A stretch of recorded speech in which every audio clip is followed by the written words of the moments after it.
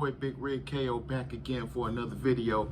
Hey man, I appreciate you guys being patient with me. If you're unfamiliar with my channel, just a quick rundown. I am a truck driver, a new truck driver. I think I've been driving for about 3 weeks now. I just got into a training program, just got my CDL. So if you can like and subscribe, that would be great.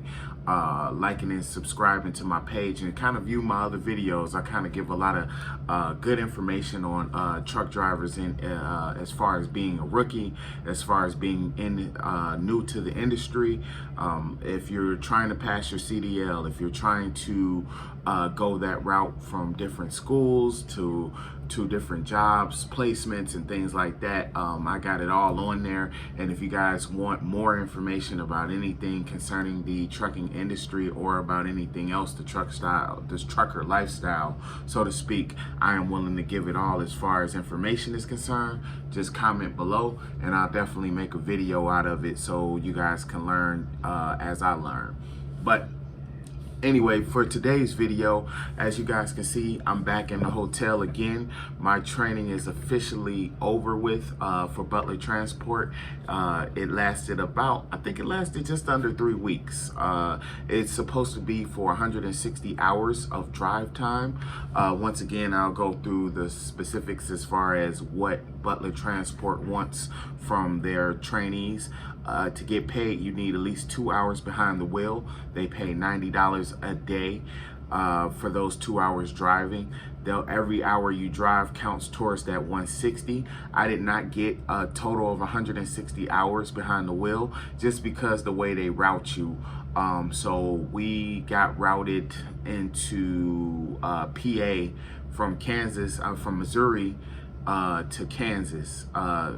To pick up a load from Kansas to PA to pick up a load, and then we had to go back to Kansas to drop it off. So since we were already close at the terminal, which is in Kansas City, Kansas, they told my trainer to drop me off because I think I needed about 15 more hours to complete the 160. So they just went ahead and dropped me off. Now Monday, which is tomorrow, I'll be going to take a test to see if I can get into my own truck. The test just consists of driving down the highway, getting off on the correct exit, coming back on the highway and making sure I'm making the right turns, viewing traffic correctly, just, you know, the basics to make sure that they're putting a safe driver out on the road. I'm not really worried about that. I feel like after the 3 weeks of me being on the road, I definitely can complete that, and so it's a good thing. This video, I just really wanted to give a review of the training program. I'm gonna try to make this short, and I'm definitely at this point, now that I am on my own, I'm gonna try to upload videos a lot often to this channel. There's a couple of things that I want to talk about, from the lifestyle of a trucker, like I said earlier, from the food that we eat, from the food that people think we have to eat, being unhealthy and things like that, exercising. There's a lot of things that I want to talk about in the future, and still about pay and everything like that. I just haven't gotten to that point yet, but those videos are coming. But as far as the review of the training program, what I think is I've definitely got the right trainer for me. I'm in tune with God as far as talking to God every day and making sure that, you know, what happens in my life is ordained by Him or ordained by a higher power. So I really believe in this case it really worked out well. I got a trainer that was definitely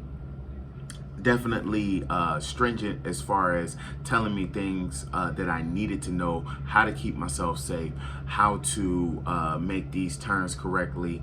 There's a lot of different things that you would not think as a truck driver. You wouldn't think like, oh, you know, I have to do this or I have to do that. You know, there's a lot of different things. Even driving an automatic, you know, which is what they drive here at Butler Transporter Automatics. They don't have stick shifts, but still, as an automatic, driving an automatic, I thought everything was taken care of for you on the truck, as far as you don't really need to think about anything like you're driving a small car. As far as shifting is concerned, now we never really upshift, but we always downshift. And the reason why was because going up a hill, the truck is going to downshift later than you would. So it's catching it at the right time to make sure that truck can keep the same speed going up that hill, so you're not losing momentum, you're not losing time. So there is a there was a lot of information like that I just didn't know. So it was good. It was definitely good to hear those things and to actually put those things into practice, taking turns wide enough. The only thing that I felt like I didn't get too much instruction on, I know my trainer, and this is not a shot at my trainer or anything like that. It's just that me personally, I wanted to work on it more, because it's really a big part of trucking, which is the backing up part of trucking. I believe, for, you know, like I said, I received the right trainer for a person like me. I know how I learn at this point in my life. So for him to actually take the time and explain things to me the way I needed them to be explained was a great thing. But I just felt like, for me, I just needed a little bit more time backing up as much as I could. But I feel like in my head I got it. He was the type of the guy that kind of didn't let me do my own thing. He wanted to kind of baby step me into the process, you know. So he was the guy that turn your wheel right, turn your wheel left, turn, come forward, back up, you know. He instructed me every step of the way, which I don't have a problem with that, but at the same time, I kind of wanted to learn from my own mistakes. I wanted to have him there to help me where if I just got stuck and I needed his help, but at the same time, I wanted to be able to put the trailer into the hole by myself to see, okay, where am I messing up at? What do I need to know to get this better, and what mistakes can I correct?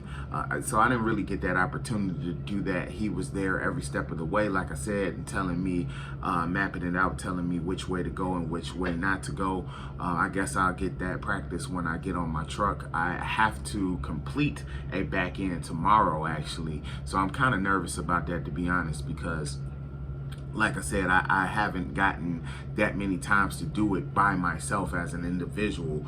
Well, actually no times as an individual by myself to actually get out there, to actually be confident enough to actually do it. So regardless of that, hopefully that goes well in the morning. But regardless of that, I felt like everything else has been great.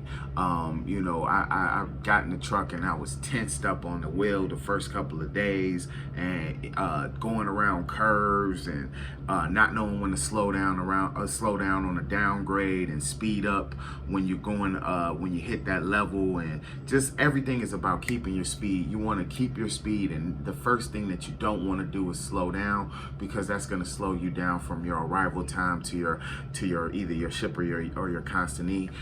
You want to make sure that you just want to make sure that you keep moving. That is the main thing on this road, and everything doesn't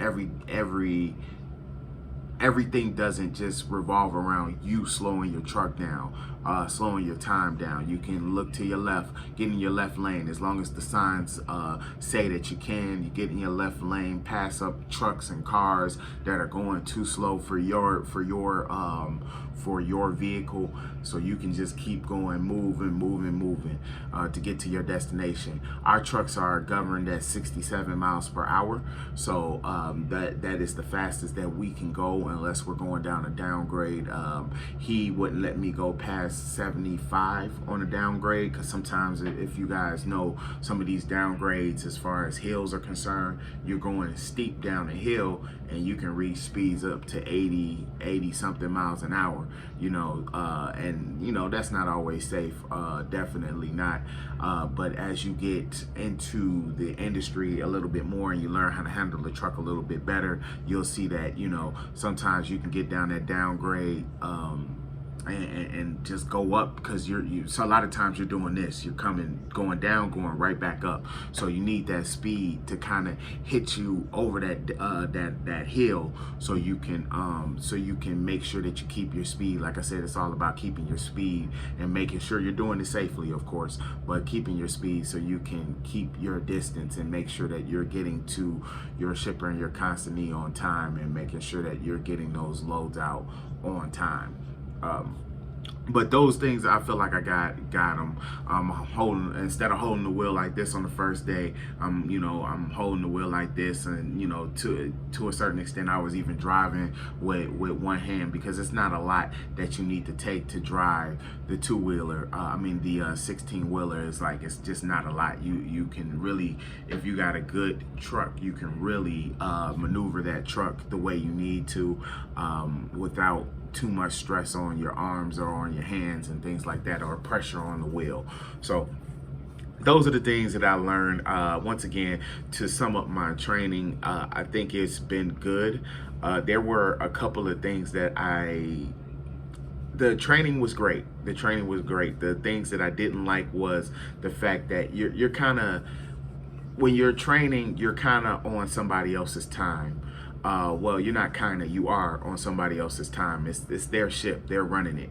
So if you are used to being your own person or being your own man or woman, it's going to be hard to do that on the truck. So there's a couple of examples where my trainer would say, hey, 5 a.m. we're gonna be up, we're gonna be ready to go. Just using an arbitrary time. 5 a.m. we're ready to go. Cool. I get up. I'm the type of person, I like to get up a little bit earlier to make sure that I'm okay, make sure that I'm not still asleep, go brush my teeth, go wash up and everything like that. I try to make sure that if he says 5, I'm ready at 5. I'm pretty much, as a trainee, you're doing your pre-trip and things like that, and you're checking the truck out. So me personally, I didn't want to start my pre-trip at 5. I wanted to be done at 5. So I did my pre-trip, ready to go, and this dude is still be asleep. Like, bro, it's 5:10. You gonna wake up type thing, like, and it got to a point where, I'm not to say that he was always late, but for me, it got to a point where I was missing out on sleep, because I didn't know what time he actually wanted to start. He'll change the time 2 and 3 times and say, oh, 5, I'll set my alarm clock at 5. He'll say 6, I'll set it at 6. He'll say 7, I'll set it at 7. And this is all before I went to sleep that night. So it's like, I don't know what time he's actually gonna come. I don't know what time he's actually gonna wake up. I don't know what time I need to be ready, so I just need to be ready. And I felt like a lot of the times I didn't get the proper sleep, because I just didn't know what time to be ready. And I believe that, just as much as I'm sure most of you believe, driving, you need as much sleep as you can to make sure that you're rested, to make sure that you're okay. Some other things that I didn't like was the fact that my trainer did not let us talk on the phone or listen to music, or not to say that he didn't let me listen to music, because he sure definitely did let me listen to music, but talking on the phone, I have a trucker's headset that I have, so it's hands-free. But the fact that he kind of just was like, especially as the time went on, he told me less and less, because that's the way it's supposed to be. If your trainer's just barking orders at you the whole time, it means that you're not moving forward in your training process. So as he tells me not to move out, to move out, switch lanes or downshift, or put your cruise control back on and things like that, you know, it kind of gets boring. He's on the phone with whoever, or on just looking at his phone, looking at movies and things like that. I'm just sitting there, you know, driving, listening to the engine hum. I'm the type of person, I need some type of entertainment, man. I can't do that for 11, 12 hours a day. So I can't do that for 11, 12 hours a day. So it just got a little bit much for me. He knew that I needed some type of music or something to listen to while he was doing his thing on the passenger side and while I was doing my thing on the drive side. But for the most part, man, we really got along. I'm gonna explain a little bit more about the training process. I don't want to make these videos long. It's about 15 minutes now, so I'm gonna do part 1 and part 2 of this training video. So